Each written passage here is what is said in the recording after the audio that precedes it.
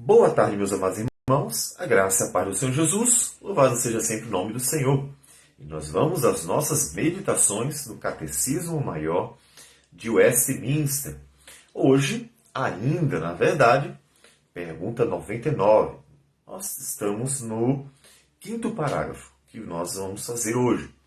Essa pergunta tem 8 parágrafos e estamos vendo um após o outro. E ela trata sobre uma questão importante, que é como fazer a interpretação dos mandamentos do Senhor. Então, ela dá orientações bíblicas sobre isso.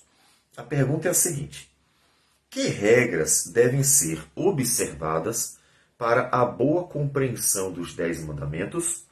Então, há um interesse, e o interesse é: como eu devo interpretar os mandamentos? Até porque uma das questões que se pergunta muito em nossos dias é: ainda estão valendo? Até porque, dentre os 10 mandamentos, está o dia do Senhor. Então, há um interesse muito grande sobre a validade e aplicabilidade dele para os nossos dias. E então a resposta é a seguinte, pensando no quinto parágrafo. Para a boa compreensão dos 10 mandamentos, as seguintes regras devem ser observadas. Nós já vimos outras regras. Nós vimos na primeira regra que a lei é perfeita. Vimos a segunda que a lei é espiritual. A terceira é que o mandamento aparece em vários outros textos, ou seja, há uma certa repetição sobre o mandamento, tanto proibições quanto ordenanças. Também vimos na quarta que aquilo que Deus diz, faça isso, ele está ao mesmo tempo dizendo, não faça aquilo.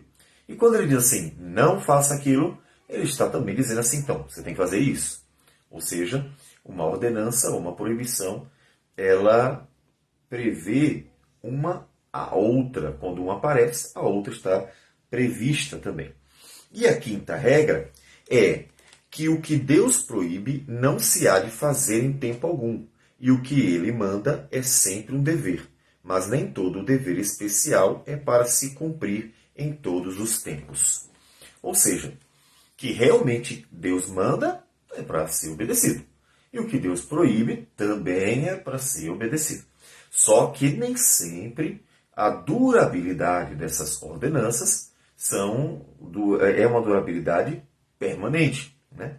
E vamos ver um exemplo com o texto de Atos dos Apóstolos, capítulo 10, em que ele menciona um mandamento antigo em que eles não podiam comer de animais impuros. Então, Israel se mantinha, por exemplo, é o mais comum que se saiba que o judeu não come carne de porco, porque o porco é um animal impuro. Lembre-se, não é o único. Ele é um dos animais considerados impuros. Só que chega em Atos dos Apóstolos, capítulo 10, o texto nos diz que aconteceu o seguinte: estando com fome, o apóstolo Pedro quis comer, mas enquanto lhe preparavam a comida, sobreveio-lhe um êxtase. Então viu o céu aberto e descendo um objeto como se fosse um lençol grande, o qual era baixado à terra pelas 4 pontas, contendo toda sorte de quadrúpedes, répteis da terra e aves do céu. E ouviu-se uma voz que se dirigia a ele: levanta-te, Pedro, mata e come. Mas Pedro replicou: de modo nenhum, Senhor, porque jamais comi coisa alguma comum e imunda. Segunda vez a voz lhe falou: ao que Deus purificou, não consideres comum. Bem, observe com este momento que há uma alusão ao mandamento de não comer animais que Deus considerou impuros. E há uma novidade: Deus purificou. E esse mandamento tem uma relação com algo maior, mais importante, não apenas animais, mas é uma referência aos gentios, que antes eram impuros e estavam longe do povo de Israel. Paulo vai dizer em Efésios que foram aproximados e tornados parte da família de Deus por meio de Cristo. E ali Deus está dizendo, agora eles estão sendo inseridos na igreja do Senhor. Então o que acontece? Há um mandamento, só que esse mandamento teve uma duração. Então, o mandamento era para ser obedecido, sim, com certeza, nenhuma dúvida, mas ele teve uma duração. Ele durou um tempo que Deus quis que ele durasse, relacionado à obra redentora, até porque a obra redentora é o coração da Escritura. O propósito da Escritura é nos levar ao conhecimento de Deus, de sua obra, e essa obra é a obra redentora. Então, tudo que vai aparecer está relacionado a essa obra redentora. Então vamos ver essa regra direitinho e alguns detalhes sobre ela. Bom, primeiro a regra é: tudo que Deus ordena deve ser obedecido. Deus mandou, obedeça. Ou Deus proibiu, também obedeça. Não faça o que ele proibiu. Não faça aquilo que ele disse que não era para ser feito. Assim como faça aquilo que ele disse que é para fazer. Uma questão importante Deus não disse nada, então está tudo liberado. Não, tem que ter muito cuidado com isso. Porque aquilo que aparentemente Deus não disse em um lugar, pode estar dizendo em outro, pode ser uma aplicação que decorre daquilo ali, ou seja, é uma extensão. Por exemplo, Jesus disse, não matarás. Aí ele disse, mas aquele que insultar o seu irmão já matou. Então, ainda que a Escritura possa não detalhar como aplicar isso. Então, por exemplo, se nós tirássemos Mateus, ou seja, antes de Jesus explicar, vamos botar o Antigo Testamento. Se não houver um mandamento, não insulte, não faça isso, não faça aquilo, não faça aquilo, algumas pessoas poderiam dizer assim, eu só não posso matar, mas eu posso fazer todo esse outro restante. Posso odiar, posso insultar, posso isso, posso aquilo outro. Então Jesus vem e explica, olha, o não matar tem implicações muito maiores. Então tem que ter esse cuidado para não afirmar simplesmente que Deus não proíbe, então pode. Então tem que ter um certo cuidado, porque pode ser uma aplicação de um mandamento que parece mais superficial, como não matarás, mas que tem implicações muito mais profundas sobre o coração, como Jesus mesmo ensinou. Então, o que Deus quer que seja feito, ou que não seja feito, deve ser obedecido. Mas, como nós falamos, nem tudo tem uma duração permanente. E aí vem a questão do cuidado, que nós precisamos estar atentos à Escritura toda. Ou seja, você não vai ler o Antigo Testamento sozinho, sem o Novo Testamento, e aí começar a obedecer tudo que está escrito lá. Porque lembre-se que a lei, apesar de ser é uma lei só. A Escritura não faz essa divisão como nós fazemos, mas é uma divisão didática por uma questão questão real. Ou seja, a lei ela realmente possui características diferentes. Existem diferentes tipos de lei dentro da lei, que é uma só. A gente sabe que a lei moral, os 10 mandamentos, a lei cerimonial, os sacrifícios, por exemplo, e a lei civil, que eram ordenanças que Deus deu para a sociedade de Israel saber viver como nação, inclusive principalmente dentro da terra de Canaã. Então, essas leis, se você estiver lendo o Antigo Testamento sem o Novo Testamento, vão ser consideradas como leis permanentes. E você vai terminar tentando praticar coisas que não deveriam. Então você tem que ler o Antigo junto com o Novo. Não tem outro jeito. Tem que ler o Antigo com o Novo. Para saber o que Deus manteve e o que não manteve. Por exemplo, a lei moral é permanente. E você vai ver que o Novo Testamento cita a lei moral.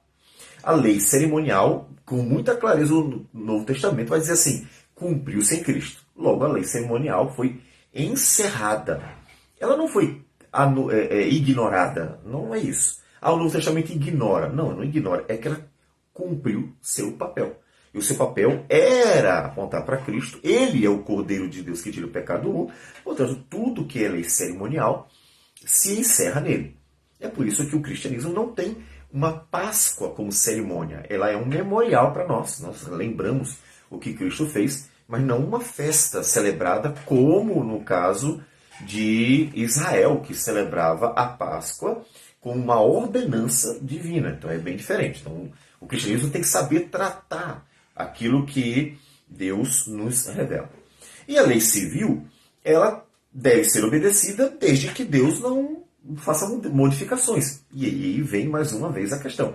Como a questão dos animais, que tanto tem um caráter cerimonial quanto civil, né? Porque é questão de comida. E lá na frente há uma modificação. Então a igreja tem que estar atenta às modificações que são feitas. Então não tem outro jeito. Tem que ler o Antigo Testamento com o Novo Testamento. Caso contrário, você poderá aplicar equivocadamente os mandamentos para os nossos dias, né? Equivocadamente. Porque a regra é, Deus mandou, obedeça. Então você precisa saber se ele realmente mandou ou se ele preservou aquele mandamento, se realmente continua aquele mandamento mais à frente, para que você não esteja aplicando num tempo que não deve ser mais. Por exemplo, não comer animais impuros. Então tem pessoas que de repente não comem carne de porco porque acham que ainda está valendo. Mas o Novo Testamento é muito claro, encerrou isso, não tem mais isso. Então, fique em paz, coma. Bom, Paulo disse, se o meu irmão não comer, para mim, tudo bem, eu não sou escravo disso. Mas, que besteira é besteira, não é necessário, né? É algo que a pessoa está fazendo que não precisaria. Então, por isso, tem que fazer a leitura de Antigo e Novo Testamento. Mas uma outra questão importante é fazer uma diferença entre mandamento e história. O pessoal confunde isso. Apesar de não ser uma coisa difícil de ser entendida. Mandamento é aquilo que Deus ordena. Seja faça, seja não faça, mas Deus está ordenando. Então é um mandamento, nós temos que obedecer. História é aquilo que Deus revela para nós sobre o que aconteceu ou ele mesmo fez, né? Pode ter sido ele ou não. Pode ter sido pessoas mesmo que fizeram alguma coisa e aí ele revela para nós. Então a história é a revelação de como as coisas foram acontecendo e não mandamentos. Então nós, por exemplo, vamos ter uma série de fatos históricos que aconteceram, mas não significa que a gente tenha que fazer. Eles não são ordenados para Deus. Por exemplo, o mar se abriu. Tem que se abrir hoje? O sol parou. Né? O sistema solar parou naquele momento que Josué orou. E a Escritura diz, Josué orou e o sol parou. E para eles vencerem a batalha. E será que ele tem que parar de novo quando acontecer uma batalha? Enoque e Elias não morreram. Eles simplesmente foram levados pelo Senhor. O Pentecoste aconteceu do jeito que Deus havia prometido. E a Escritura revela. E o Pentecoste tem que estar acontecendo sempre. Não é um mandamento. Então, não confunda lei, mandamento, ordenança, que a gente tem a obrigação de colocar em prática. E devemos ter o cuidado para conferir se Antigo e Novo Testamento estão em acordo com aquele mandamento. E diferenciar isso de história. Quando Deus revela que aconteceu, Deus fez isso, Deus fez aquilo, aqueles sinais e maravilhas que Jesus fez, os apóstolos fizeram, são história, são a revelação do operar de Deus. Mas não é uma ordenança. Todo pastor tem que fazer milagres, toda pessoa cristã tem que falar em línguas, toda pessoa que crê em Jesus tem que fazer isso, isso, isso, isso. Mas não existe uma lei sobre isso, não existe um mandamento sobre isso, dizendo tem que fazer. A Escritura apenas conta que eles fizeram. Isso deve trazer paz ao coração de quem simplesmente acha que se não fizer não é espiritual. Então, duas coisas importantes. Obedeça aos mandamentos do Senhor, mas com atenção para saber o que Deus realmente está ordenando. Veja Antigo e Novo. E uma outra questão, não confunda história com lei. O que é lei, a gente obedece. O que é história, a gente aprende e então se alegra nos feitos do Senhor do passado. Vamos orar. Senhor Deus amado, bendito o teu nome. Te damos graças por tudo, colocamos a vida nas tuas mãos e pedimos que nos dê sempre sabedoria para agir de acordo com a tua vontade e para aplicar corretamente aquilo que o Senhor nos ensina na tua palavra. Que o Senhor receba a nossa oração e tudo isso em nome de Jesus. Amém, Senhor. Deus abençoe a todos e tenham um bom dia.